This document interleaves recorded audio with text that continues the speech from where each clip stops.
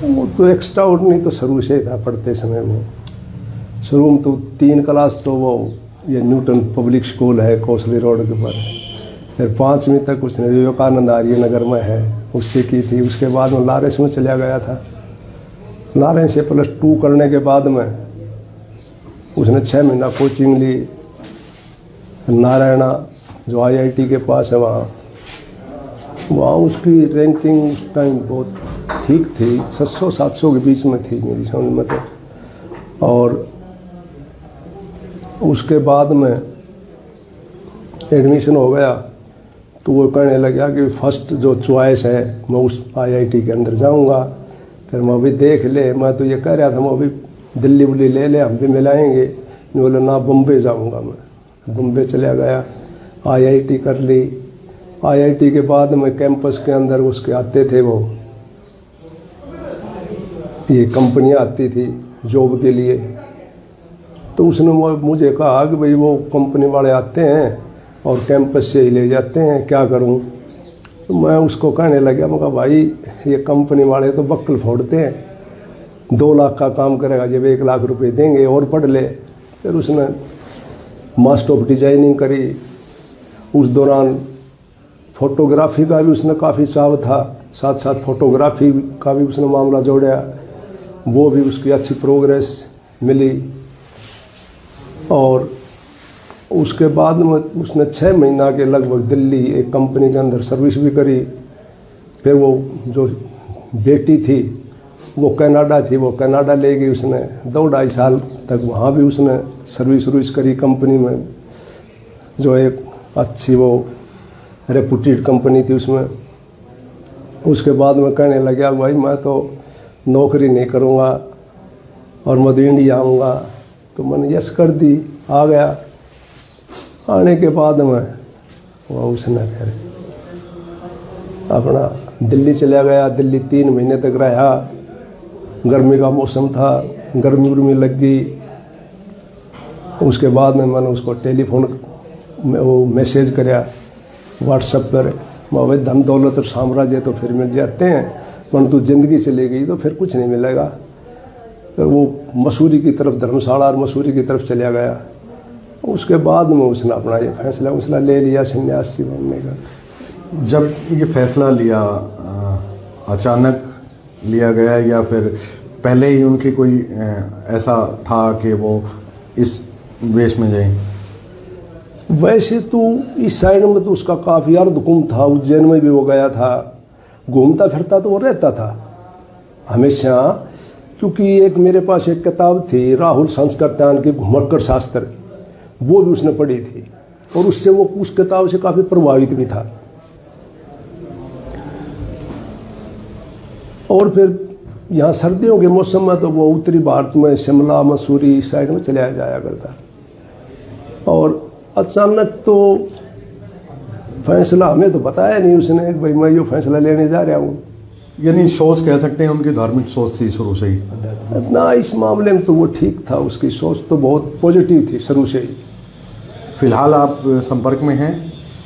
मैं करीब 6 महीने पहले से संपर्क में हूँ, उसके बाद में नहीं है। फिर उसने ब्लॉक कर दिया कॉन्ट्रैक्ट और कुछ ये वो।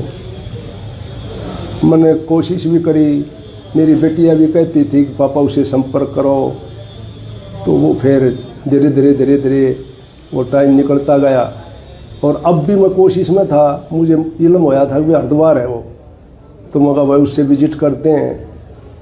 तो उसके बाद में फिर टाइम से निकल गया, तो अब वो वायरल हो गई है मीडिया के ऊपर। अब तो उसने फैसला ले लिया। परिवार चाहता है अब वो घर वापस आ जाए, परिवार की क्या सोच है? भाई मैं तो देखो चाहता ही हूँ अभी वो घर वापस आ जाए, पर अब तो वो स्टेज उसकी निकल गई। अब तो गोपीचंद वाली वो स्टेज आ गई। उसकी माँ ये कह रही थी कि बेटे अंदर आ जा गृहस्थी में और परिवार ने संभाल ले। तो उसने कहा कि माँ सन्यासी के बाद बनने के बाद में तो यह बात बनेगी नहीं। कर ले।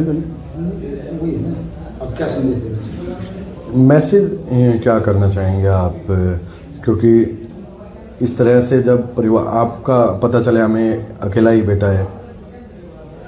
देखो इंडिपेंडेंट तो उसकी थिंकिंग शुरू से थी अब भाई मैं अब भी मैंने एक वीडियो देखी थी, उसमें भी उसने ये कह रखा था कि भाई मैं ना गुरु बनाऊंगा ना चेला बनाऊंगा, मैं अपने हिसाब से ज़िंदगी जीऊँगा। तो उसने जो फैसला ले लिया तो ले लिया।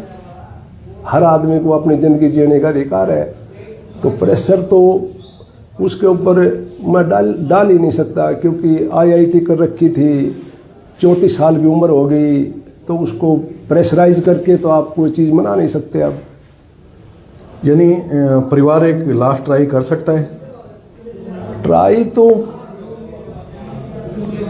कोशिश तो कर लेंगे, परंतु मुझे दिल में ऐसा लगता है कि भी स्टेज पर जाने के बाद में हमारी बात मानने वाला वो है नहीं। अब